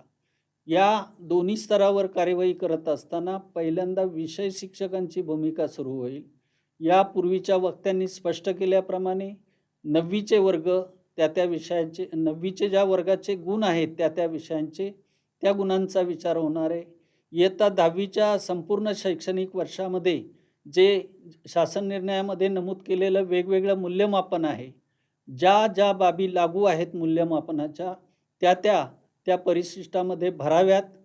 म्हणजे 9वीचे 50 गुण, 10वीचे 30 गुण आणि मंडळाच्या प्रचलित किंवा यावर्षी ज्या विशेष मार्गदर्शक सूचना दिल्यात त्या पद्धतीने गुणदान करून तोंडी प्रात्यक्षिकाऐवजी लेखन कार्य आणि अंतर्गत मूल्यमापन किंवा अन्य काही अनुषंगिक मूल्यमापनं लागू असतील त्याच्यासाठी 20 गुण या पद्धतीने विषय शिक्षकांनी कार्यवाही करून आपल्या विषयाच्या परिशिष्टामध्ये आपल्या वर्गाचा, आपल्या विषयाचा निकाल भरून तो आपल्या स्वाक्षरीने प्रमाणित करायचा. नंतर मुख्याध्यापकांची स्वाक्षरी घ्यायची. अशा पद्धतीने सर्व विषयांचे निकाल तयार झाले की मग ते निकाल वर्ग शिक्षकांकडे हस्तांतरित होतील. वर्ग शिक्षक आपल्या वर्गाच्या सर्व विषय शिक्षकांच्या निकालाच्या आधारे आपल्या वर्गाचं संकलन करेल. या ठिकाणी कदाचित असंही होईल की 3-4 तुकड्या आहेत किंवा एकापेक्षा अधिक तुकड्या ज्या ठिकाणी आहेत तिथे विभागणीचा प्रश्न येईल. तर हा अधिकार मला वाटतं मुख्याध्यापकांनी वापरावा. कारण मंडळाचे बैठक क्रमांक हे तुमच्या तुकडीप्रमाणे असणार नाहीत. आपल्या सर्व तुकड्यांचे विद्यार्थी एकत्रित करून मंडळाच्या कार्यपद्धतीनुसार रँडमायझेशननुसार सीट नंबर अलॉट केलेले आहेत. त्यामुळे त्या 3-4 जे काही वर्ग शिक्षक असतील त्यांच्या बाबतीत मुख्याध्यापकांनी विद्यार्थ्यांच्या या कामासाठीच्या विभागणीचं नियोजन करावं आणि विषयनिहाय आणि पुढे वर्गनिहाय परिशिष्ट या संदर्भातली भरून पूर्ण करावीत. संकलित निकालसुद्धा वर्ग शिक्षक आणि त्याच्या बरोबरीने मुख्याध्यापकांनी प्रमाणित करायचा आहे. ह्या दोन्ही बाबी प्रमाणित केल्यानंतर निकाल समितीचं महत्त्वाचं काम सुरू होतं, ते म्हणजे परीक्षण आणि पडताळणी. मॉडरेशन टाईपचं काम या निकाल समितीला करायचं आहे. मंडळाच्या कार्यपद्धतीमध्ये 2 टप्पे आहेत. परीक्षक स्तर आहे, नियामक स्तर आहे आणि त्याला पुन्हा आवश्यकतेनुसार चीफ मॉडरेटरचा रोल असतो. त्याच पद्धतीने आपण इथे 2 टायर सिस्टीम ठेवलेली आहे मॉडरेशनची. वर्ग शिक्षक एक्झामिनर म्हणून गुणदानाचं गुणलेखनाचं काम करणार आहे आणि त्याचं मॉडरेशन निकाल समिती करणार आहे. त्यामुळे दोन्ही टप्प्यावर मंडळासाठी हे गुण वापरले जाणार आहेत आणि याच्या आधारे विद्यार्थ्यांचं भवितव्य निश्चित होणार आहे. या दोन्ही बाजूची अतिशय बारकाईने विचार करून, जाणीव ठेवून आणि तेवढीच ती बाब गांभीर्याने घेऊन आपण हे गुणलेखन वस्तुनिष्ठ पद्धतीने त्या परिशिष्टामध्ये नोंदवावं अशी मंडळाची निश्चितपणे भूमिका आहे. माननीय अध्यक्ष महोदयांनी तीच भूमिका निश्चितपणे विशद केलेली असेल तर ती जबाबदारी या निकाल समितीने पार पाडावी. त्यांना जिथे जिथे आवश्यकता आहे तिथे मी तर म्हणेल 9वीचे निकाल तुम्ही निश्चितपणे पहा. 9वीचे मूळ निकाल पाहून 9वीचे विषयनिहाय गुण बरोबर घेतलेत का याची आपण खात्री करा. नंतर 10वीसाठी जे सर्वसाधारणपणे 30 गुणांचं आपण मूल्यांकन देतो आहे अंतिमतः, त्याच्यासाठी जे गुण बेस म्हणून घेतलेले आहेत ते गुण शालेय अभिलेखाप्रमाणे बरोबर आहेत का हे पहा. अंतर्गत मूल्यमापन किंवा तोंडी किंवा तत्सम मूल्यमापन जे 20 गुणांचं होतं त्याच्यासाठीचे नोंदवलेले गुण हे वस्तुनिष्ठ आहेत का, ह्या सगळ्या बाबीची तुम्ही खात्री करा. तुम्ही मंडळाचे कस्टोडियन आहात या संपूर्ण प्रक्रियेमध्ये आणि मंडळाच्या गुणांचं महत्त्व आणि त्याचं पावित्र्य आपण निश्चितपणे राखाल आणि ही सगळी वस्तुनिष्ठता या दोन्ही टप्प्यावर म्हणजे विषय शिक्षक, वर्ग शिक्षक, मुख्याध्यापकांचा रोल आणि निकाल समिती या तिन्ही टप्प्यावर गुणलेखन आणि गुणपडताळणीचं काम करताना आपण निश्चितपणे ही जबाबदारी मंडळाच्या अगदी लेवलने येऊन, मंडळाच्या भूमिकेत येऊन जबाबदारीने पार पाडाल अशी अपेक्षा आहे. अशा पद्धतीने निकाल समितीने पडताळणी केल्यानंतर जो निकाल आपल्या शाळेचा अंतिम होणार आहे त्या अंतिम केलेल्या निकालाच्या प्रत्येक बाबीच्या 2 मूळ प्रती ह्या तयार होणं अपेक्षित आहेत आणि याबाबत परिपत्रकामध्ये स्पष्ट निर्देश दिलेले आहेत. 2 प्रती मूळ स्वरूपात असणं अपेक्षित आहेत, स्वाक्षरीत त्या घटकाच्या लेवलला म्हणजे विषय शिक्षक, वर्ग शिक्षक, मुख्याध्यापक आणि निकाल समितीच्या स्वाक्षरी ही संकलित गुणपत्रकावर अपेक्षित आहे. म्हणजे जेवढे मेंबर आहेत निकाल समितीची त्या प्रत्येकाची स्वाक्षरी ह्या त्या वर्गाच्या संकलित निकालावरती असणं अपेक्षित आहे. मी नमूद केलं की ह्या 2 प्रती पाहिजेत. ह्या 2 प्रतींचं काय करायचं तर एक प्रत, प्रत्येक प्रकारची एक प्रत ही सीलबंद पाकिटामध्ये मंडळाकडे म्हणजे आपल्याशी संबंधित जे विभागीय मंडळ आहे त्या विभागीय मंडळाकडे सीलबंद स्वरूपात जाणं अपेक्षित आहे. याच्यासोबत आपला जो निकाल आहे 9वीचा म्हणजे जो बेस म्हणून आपण 50% गुणांसाठी घेतलेला आहे त्या 9वीच्या अंतिम निकालाची प्रमाणित स्वाक्षरित प्रत देखील या सीलबंद पाकिटात असायला हवी. याचबरोबर जे विद्यार्थी 9वीपर्यंत पोचलेले नाहीत त्यापूर्वीच्या इयत्तांच्या आधारे खाजगी विद्यार्थी म्हणून ज्यांनी प्रवेश घेतलेला आहे त्या विद्यार्थ्यांच्या बाबतीत जी कुठली शेवटची इयत्ता त्यांची असेल उत्तीर्ण केलेली, मग ती 5वी पासून 9वीपर्यंतची कुठलीही असू शकते, जी शेवटची इयत्ता असेल त्या विद्यार्थ्याच्या बाबतीत त्या इयत्तेचा अंतिम निकाल त्याची छायाप्रत, भले मग ती गुणपत्रिका असेल किंवा तुमच्या शाळेचा विद्यार्थी असेल तर त्याच्या वार्षिक निकालाची त्या पानाची प्रत असेल, ही सुद्धा सीलबंद पाकिटात येणं अपेक्षित आहे. इथे आम्ही 9वीचा निकाल का मागतोय किंवा नियमित विद्यार्थ्यांच्या बाबतीत 9वीचा निकाल का मागतो याच्यामागची भूमिका अशी आहे की ही सर्व कार्यपद्धती अवलंबल्यानंतर जो 10वीचा अंतिम निकाल बोर्डासाठी तयार होणार आहे त्याच्यामध्ये मिळालेले गुण आणि विद्यार्थ्याचा इयत्ता 9वीमध्ये मिळालेले गुण किंवा खाजगी विद्यार्थ्याच्या बाबतीत त्यापूर्वीच्या अंतिम इयत्तेमध्ये मिळालेले गुण याच्यामधली तफावत आम्ही संगणकीय प्रणालीद्वारे पडताळणार आहोत. आणि जी नैसर्गिक वाढ असते 9वीतनं 10वीत येताना पर्सेंटेजमध्ये, त्या नैसर्गिक वाढीपेक्षा जर जास्त वाढ दिसून आली तर तिथे आम्हाला त्या केसमध्ये वस्तुनिष्ठता शाळेवर येऊन क्षेत्रीय अधिकाऱ्यांच्या मार्फत पडताळणे आवश्यक आहे, पडताळणी करावी लागणार आहे. ही यामागची भूमिका आहे. म्हणून ह्या सगळ्या बाबी आम्ही सीलबंद स्वरूपामध्ये मुख्याध्यापकांच्या मार्फत विशेषतः निकाल समितीने प्रमाणित केल्यानंतर ह्या जमा करून घेतोय. हा एक महत्त्वाचा भाग आहे. आणि दुसरा एक भाग करायचा आहे की तो मंडळाने निश्चित केलेली जी संगणक प्रणाली आहे ज्याचा तपशील आपल्याला नजीकच्या काळामध्ये दिला जाईल, की मंडळाच्या संगणक प्रणालीमध्ये सुद्धा याच परिशिष्टाच्या स्वरूपात त्या काही जागा दिली जाईल किंवा स्पेसेस दिल्या जातील. त्या ठिकाणी मंडळाच्या संगणक प्रणालीमध्ये हे सगळे गुण जे निकाल समितीने पडताळणी केलेले अंतिम केलेले आहेत ते भरायचे आहेत. तिथे सुद्धा आम्ही संगणक प्रणालीमध्ये तुम्ही जेव्हा तुमच्या आवेदनपत्रासाठी जो आपल्याला लॉग इन ID आणि पासवर्ड दिला आहे त्याच्या माध्यमातून लॉग इन केल्यानंतर या विंडोला गेल्यावर या विद्यार्थ्यांचे 4 प्रकार तुम्हाला दिसतील. 4 प्रकार म्हणजे पहिला नियमित विद्यार्थी, दुसरा रिपीटर म्हणजे पुनर्परीक्षार्थी. पुनर्परीक्षार्थ्यामध्ये सुद्धा 2 प्रकार असतील. एक रेग्युलर रिपीटर असेल, दुसरा प्रायव्हेट रिपीटर असेल. तिसरा प्रकार आहे आपला खाजगी विद्यार्थी आणि चौथा प्रकार जो आहे तुरळक विषय घेऊन बसलेल्या विद्यार्थ्यांचा प्रकार. 5वा एक प्रकार आहे, परंतु त्यांचा निकाल आपण यावर्षी जाहीर करत नाही आहोत, की क्लास इम्प्रूव्हमेंट श्रेणी वाढ किंवा श्रेणी सुधार योजनेअंतर्गत जे बसलेले विद्यार्थी आहेत त्यांच्यासाठी प्रोसेस आपण करत नसल्यामुळे 5वा प्रकार आपण संगणक प्रणालीमध्ये दाखवलेला नाही.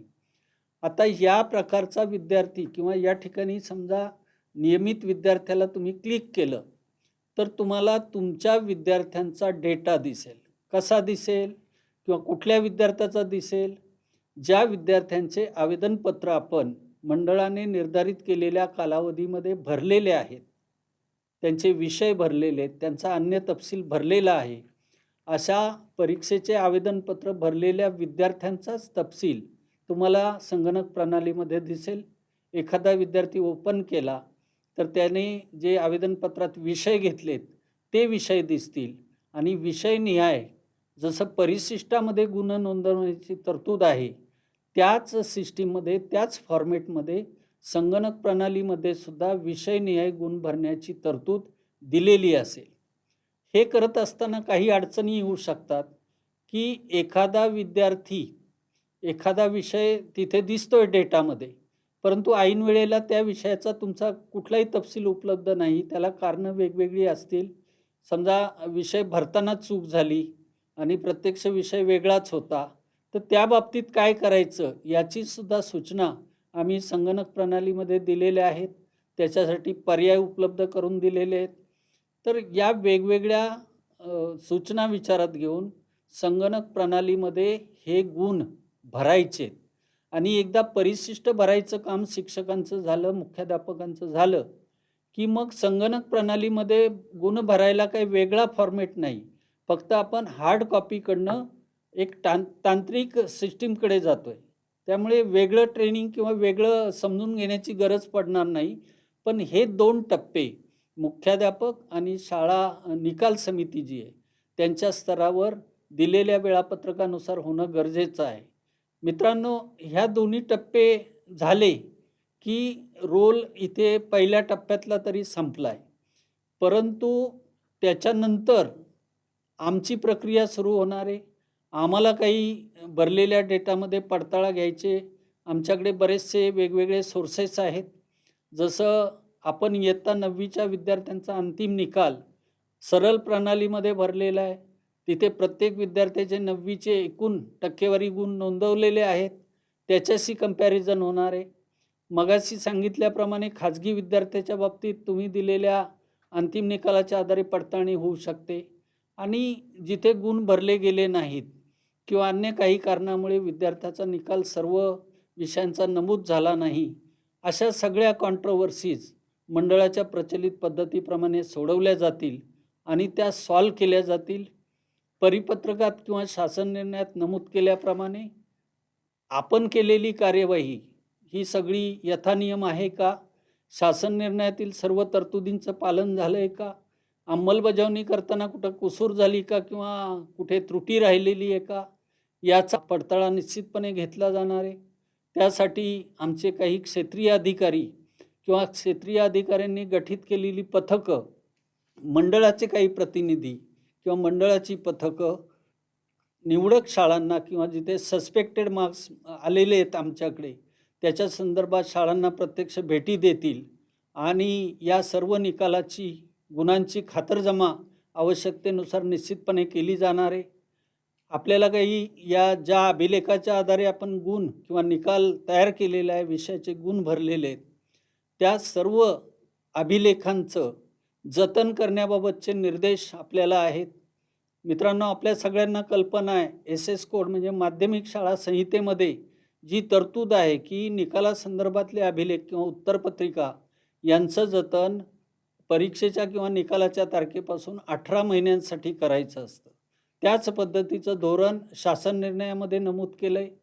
या 10वीच्या मूल्यमापन प्रक्रियेसाठी जे जे अभिलेख आपण बेस म्हणून घेतलेले आहेत किंवा पाया म्हणून वापरलेले आहेत, ज्याच्यामध्ये प्रथम द्वितीय सत्राच्या उत्तरपत्रिका असतील किंवा अंतर्गत मूल्यमापनासाठी जे जे गृहकार्य असेल, गृहपाठ असेल, चाचण्या असतील किंवा अन्य पद्धतीने केलेलं मूल्यमापन असेल, या सर्वांचे लिखित अभिलेख आपण माध्यमिक शाळा संहितेच्या तरतुदीनुसार 18 महिन्यांसाठी जतन करायचं आहे.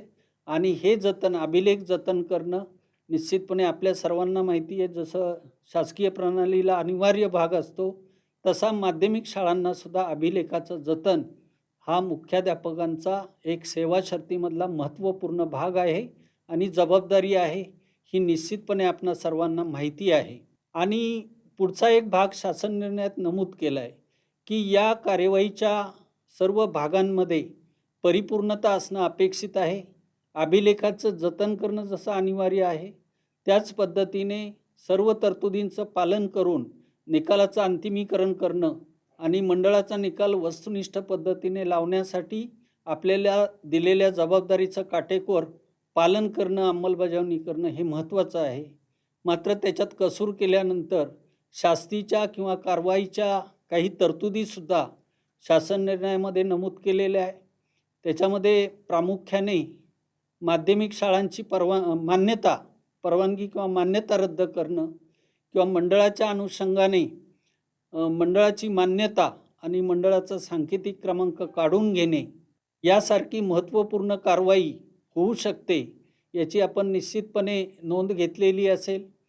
किंवा एखाद्याने वैयक्तिक स्तरावर काही अनियमितता केली असेल गुणलेखनामध्ये किंवा कुठल्याही टप्प्यावर वैयक्तिक स्वरूपाचा काही हलगर्जीपणा जाणीवपूर्वक झालेला असेल किंवा विद्यार्थ्याला चुकीच्या गुणाचा लाभ देण्याच्या हेतूने कुठली कारवाई केलेली असेल तर तो व्यक्तिशः शिस्तभंगाच्या कारवाईला पात्र ठरू शकतो.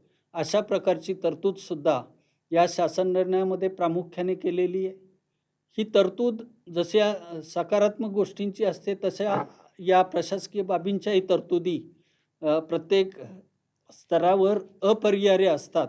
मित्रांनो, आम्हाला कल्पना आहे की मंडळाच्या कामासंदर्भात संपूर्ण महाराष्ट्राचा आमचा शिक्षक वर्ग आहे किंवा प्रशासकीय प्रमुख म्हणून शाळेचा काम करणारा मुख्याध्यापक हा घटक आहे. हे सर्व घटक मंडळाच्या कामामध्ये अतिशय जबाबदारीने काम करतात. हा मंडळाचा इतिहास आहे, महाराष्ट्राचा इतिहास आहे आणि त्याची पुनरावृत्ती निश्चितपणे या वर्षीच्या बदललेल्या मूल्यमापन पद्धतीमध्येही आपल्या सर्वांच्या सक्रिय आणि अतिशय पारदर्शक गुणदानातून आम्हाला दिसून येईल अशी माननीय अध्यक्ष साहेबांना आमच्या खात्री आहे, मलाही खात्री आहे. आणि मंडळाची जी प्रतिमा आहे निकालाच्या संदर्भातली, या आपल्या सर्वांच्या सहकार्याने निश्चितपणे आपण चांगल्या पद्धतीने पार पाडू शकू.